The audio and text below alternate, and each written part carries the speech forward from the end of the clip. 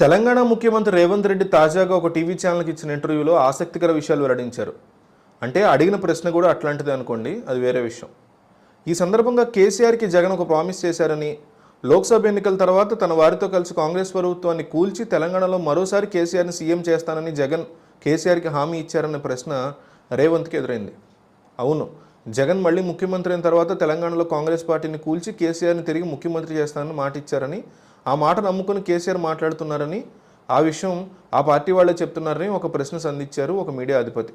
దీనికి సంబంధించి స్పందించిన రేవంత్ కీలక వ్యాఖ్యలు చేశారు. ఇందులో భాగంగా, నా దగ్గరున్న 65 మందితోనూ నా పర్సనల్ రిలేషన్ బాగుంది. ఆ 65 మందిలోనూ ఒక్కరే సీఎం కాగలరు కాబట్టి నేను కాకపోతే ఇంకోరైనా కావాలి. మా ఇద్దరిని తీసేస్తే మిగిలింది 63 మంది. వారిలో ఎవరైనా ఎవరితో కంఫర్ట్ ఉందనే చూసుకుంటారు కదా. నా దగ్గర కంఫర్ట్ లేకపోతే నేను ఎవరిని కలవకుండా వాళ్ళను మనుషుల్లాగానే నేను చూడలేదనుకో, న్యాచురల్లీ ఏదో ఒక ఉపద్రవం వస్తుందని అన్నారు. కానీ మనం దానికి స్కోప్ ఇవ్వట్లేదు. ఇదే సమయంలో మంత్రులు ఎవరి శాఖలను వాళ్ళు స్వేచ్ఛగా వాళ్ళ అధికారులతో ప్రాపర్గా నడుపుతున్నారు. అవసరమైనప్పుడు మాత్రం నేను నా సూచనలు సలహాలు ఇస్తున్నా. నా దగ్గరికి రావాల్సిన ఫైల్ మాత్రమే నా దగ్గరికి వస్తుంది, లేకపోతే వారి నిర్ణయాల మేరకే అది నడుస్తుంది.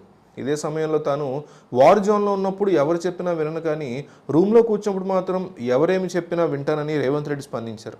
అంటే తద్వారా జగన్మోహన్ రెడ్డికి ఆయన రివర్స్లో భారీ షాక్ ఇచ్చినట్లయింది.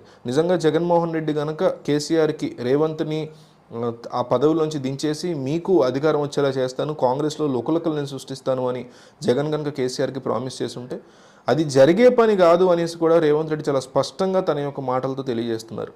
అయితే కొంతమంది ఏమంటున్నారంటే, జగన్మోహన్ రెడ్డి ముందు ఏపీలో గెలిస్తే కదా ఇది జరగడానికి అంటున్నారు. ఇంకొంతమంది ఏమంటున్నారంటే, ఖచ్చితంగా ఏపీలో గెలుస్తాడు, గెలిచిన తర్వాత కేసీఆర్ని మళ్ళీ అక్కడ గద్దెనెక్కిస్తాడు, కాంగ్రెస్లో సరైనటువంటి గ్రిప్ ఉంది జగన్కి అంటున్నారు.